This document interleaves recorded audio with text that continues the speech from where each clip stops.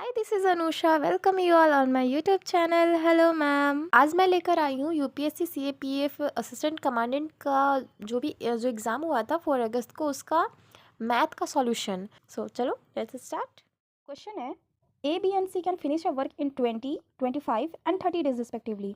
They start working together but B quit after working for 3 days. In how many days from the start shall the work be completed? चलिए तो इस question को बनाते हैं। तो according to question ए है, B है, सी है और ए कर रहा है 20 डेज़ में, बी कर रहा है 25 डेज़ में और सी कर रहा है 30 डेज़ में। तो ये तीनों पहले साथ में मिलकर काम कर रहे हैं ना। बी क्या बोला है कि 3 दिन के बाद काम छोड़ कर जा रहा है, यानी कि 3 दिन तक एटलीस्ट साथ में काम कर रहा है। तो इन तीनों का साथ में अगर हम निकालेंगे तो क्या आएगा, यहाँ पर बटाटे का जोड़ हुआ ना ये तीनों का। इन तीनों का एलसीएम हो गया 300 और ऐसे करके जोड़ेंगे यानी कि 15 + 12 + 10 तो कितना हो जाएगा, 15, 12, 10 को जोड़ेंगे तो हो जाएगा कितना, 37/300। और ये तीनों साथ मिलकर कितने दिन तक काम कर रहा है, 3 दिन तक। तो इनको 3 दिन से मल्टीप्लाई कर देंगे, 3 से ये 300 100 बाई में कट गया, यानी कि ये लोग तीनों मिल के साथ में काम किया है 37/100। इतना काम किया है। अगर इतना काम कर लिया है तो बचा कितना, 100 में से 37 काम कर लिया तो बचा कितना, 37 100 माइनस कर देंगे तो हो जाएगा 63। यानी कि शेष काम जो बचेगा वो हो जाएगा 63/100। ये शेष काम बच गया। बोल रहा है 3 दिन के बाद हटा कौन था, बी चला गया था, रह गया कौन था, ए रह गया था और सी रह गया था। तब इन दोनों का यानी कि ए और सी का काम हम निकालेंगे। पहले हम इन लोगों को ए और सी का काम निकाल लेते हैं साथ में। ए कर रहा था 120 में और सी कर रहा था 1/30 में। इन दोनों को निकालेंगे तो कितना होगा, दो में तो डायरेक्ट कर लो ना, दो में एलसीएम क्या लेना है, इसको लिखो 20 × 30 और प्लस है तो दोनों को जोड़ दो और माइनस है तो दोनों को घटा दो। तो 30 + 20 कितना हो जाएगा, 50। ये एक 0 से 0 गया, 5 से 5 हो गया, यानी कि 4 3 12।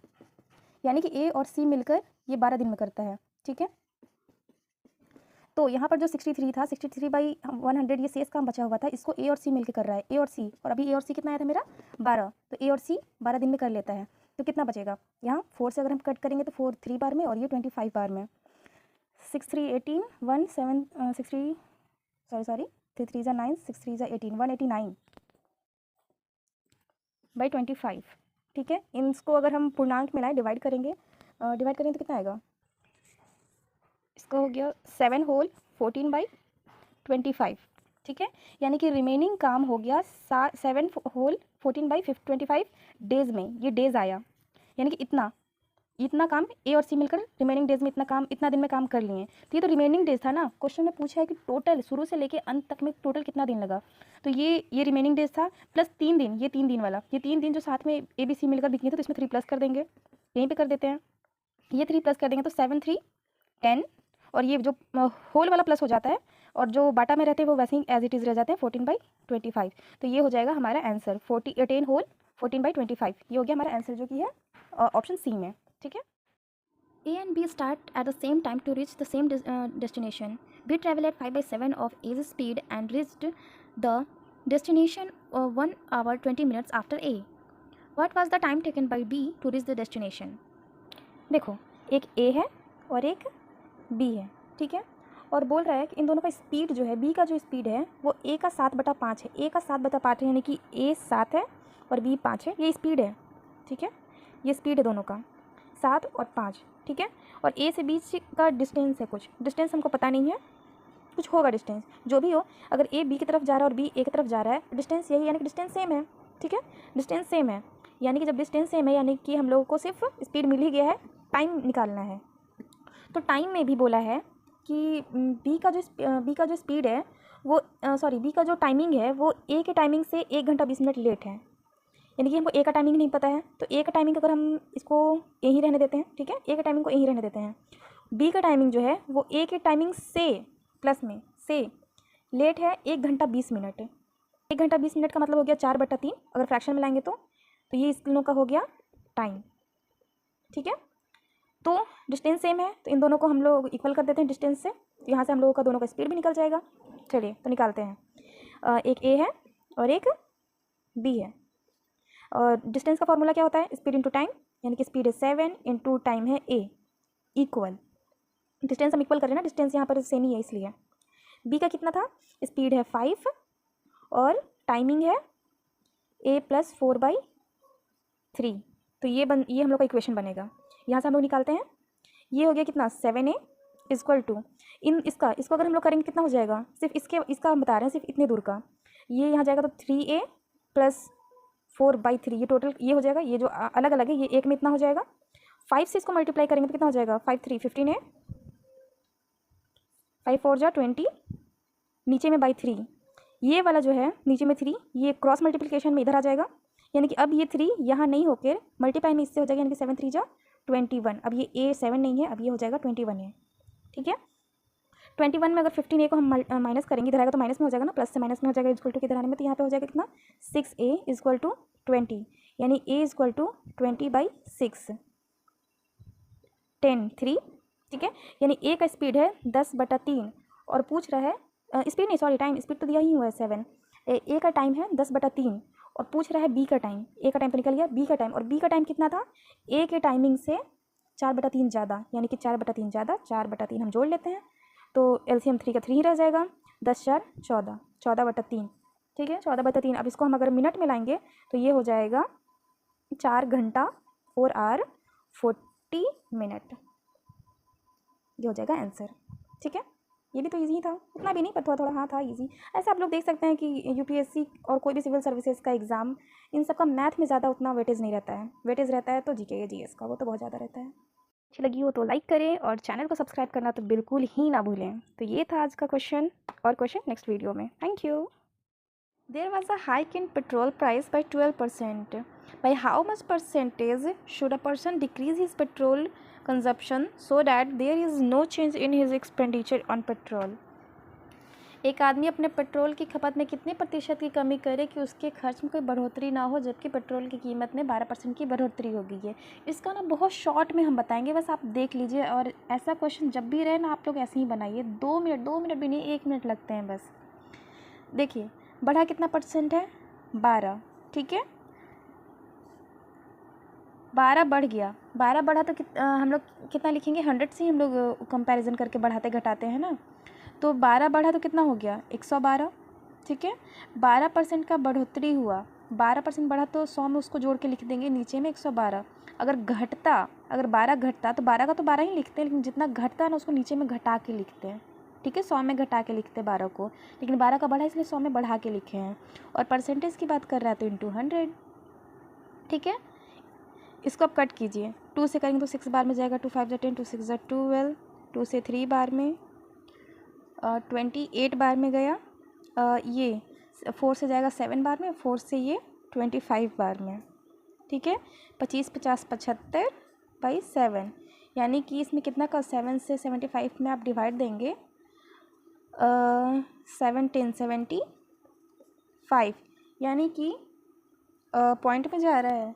ठीक है, पॉइंट में ले जाते हैं, 7 7 जा 49, 1 रिमेनिंग, ये जाएगा ही और आगे जाएगा, ये पॉइंट में भी और आगे चला जाएगा, यानी कि 10.7% ऑलमोस्ट में लिया गया है, अप्रॉक्स में 10.7% का इसको अपने खपत में कमी करना होगा, तो इसका एक्सपेंडिचर सेम रहेगा, यानी कि यही आपका आंसर हो जाएगा।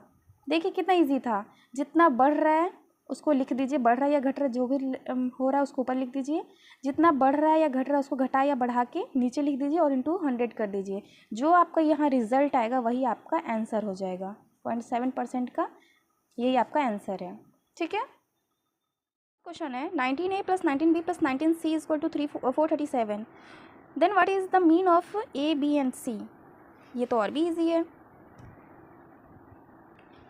ठीक है, ये क्वेश्चन है, तो इसमें अगर हम कॉमन क्या है, 19 19 19 तीनों में 19 है, तो 19 कॉमन में क्या आ जाएगा, a + b + c। ठीक है, तो इधर कॉमन नहीं है तो हमको इधर भी कॉमन लेना पड़ेगा, तो 437 में क्या कॉमन है, ये 19 × 23, 19 × 23 437 होता है। ठीक है, हम 19 इसलिए इसको अलग किए क्योंकि यहाँ पे भी कॉमन में 19 था, तो कट के छोटा हो सके इसलिए ये 19 से 19 कट गया। ठीक है, यानी कि a + b + c अब हो गया 23, और हम लोग को क्या बोला था, मीन निकालने के लिए। मीन मतलब क्या होता है, एवरेज। a + b + c 23 है।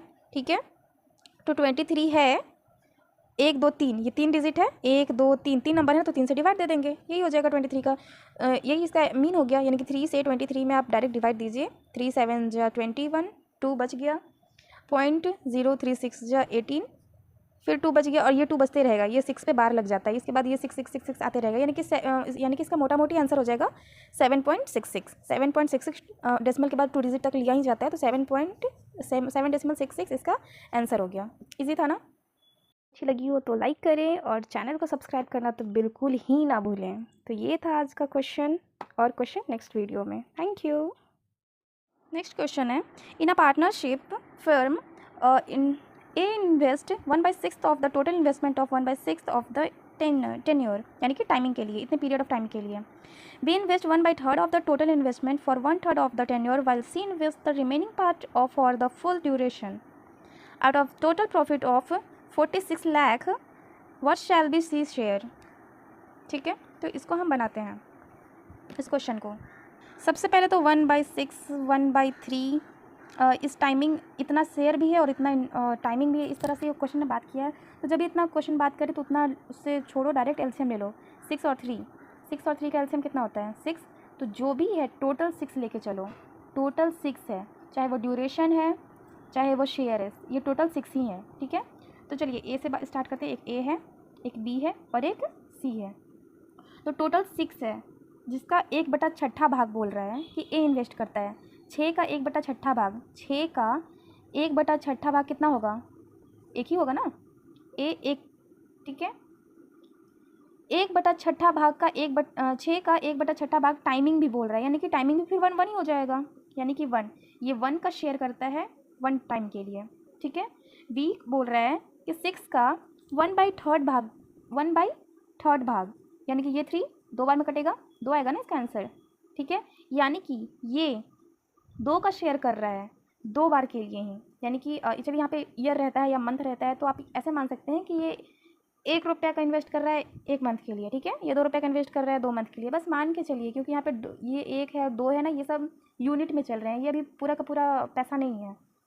और सी बोल रहा है कि शेष जितना बच गया, रिमेनिंग जितना पैसा बच गया, तो 1 तो ये ले लिया, 1 2 ये ले लिया, 2 1 3, तो बचा कितना? 6 में से 3 गया 3।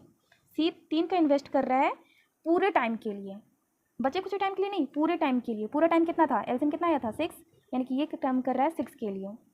ठीक है, तो यहाँ पे कितना हो जाएगा? 1 × 1 1, 2 × 2 4, 6 × 3 18। ठीक है, यानी कि ये इन लोग का इस रेशियो में इन्वेस्टमेंट है 1 4 18। ठीक है, लेकिन टोटल शेयर जो टोटल प्रॉफिट जो आया है वो 46 लाख आया है। ठीक है, इतना आया है। तो उसमें पूछ रहा है सी का हिस्सा कितना है। सी का हिस्सा कितना था? सी का हिस्सा 18 आउट ऑफ, सबको जोड़ देंगे, टोटल का शेयर का जोड़ के ही ना किसी का प्रॉफिट निकलता है। तो कितना हो जाएगा? 8 4 12 13 3 और ये 2। ठीक है, इतना। तो अब कटेगा कितना? 23 2, 23 से 2 बार में तो ये कट गया 2 बार में, यानी 18 दूनी का 36, 36 पे 1 2 3 4 5 5 0, 1 2 3 4 5, ये है सी का प्रॉफिट। सी का हिस्सा इतना हुआ, जितना प्रॉफिट था इतना 46 लाख, उसमें 36 लाख सी का इसका प्रॉफिट है। ठीक है, सी को इतना हिस्सा मिलेगा उसमें से। तो ये हो गया आंसर, इजी था ये भी। अच्छी लगी हो तो लाइक करें और चैनल को सब्सक्राइब करना तो बिल्कुल ही ना भूलें। तो ये था आज का क्वेश्चन, और क्वेश्चन नेक्स्ट वीडियो में। Thank you. Shopkeeper sells 2 items A and B.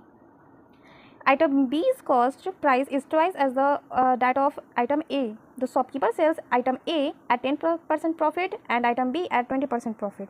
ठीक है, so which one of the following is value of net profit? जब बोल रहा है कि उसके पास 2 सामान है A और B, जो B का जो प्राइस है वो A का दुगना है। A को बेच दे रहा है वो 10% के प्रॉफिट पर, B को बेच दे रहा है 20% प्रॉफिट पे, तो उसका नेट वर्थ यानी कि टोटल प्रॉफिट कितना होगा। ठीक है, चलिए बनाते हैं इसको। एक A है एक B है, B जो है वो A का दुगना है, A का दुगना है।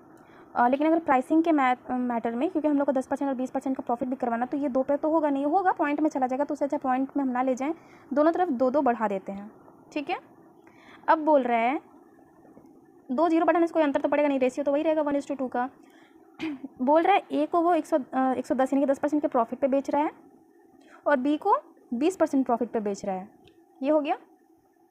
अच्छा ठीक है, पहले 100 और 200 ये जो है, यानी कि उसका टोटल सीपी हो गया।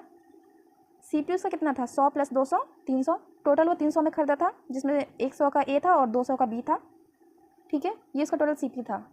अब इस पे निकलेगा, ये 100 से ये 100 कट हो गया, इधर ये 100 से ये 100 कट हो गया, यानी कि ये 110 रह गया और ये 12 to 24 240 हो गया। ठीक है, यानी कि अब इन दोनों का अगर हम सम निकालेंगे तो कितना हो जाएगा 350,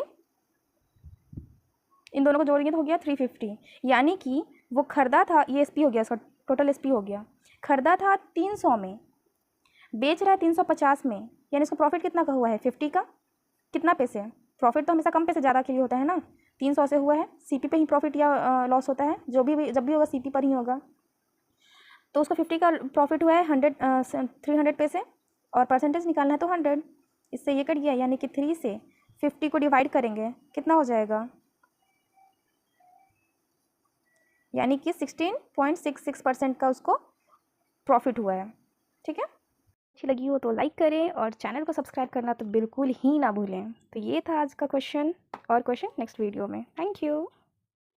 क्वेश्चन है, a fair coin is tossed 3 times and the outcomes are noted.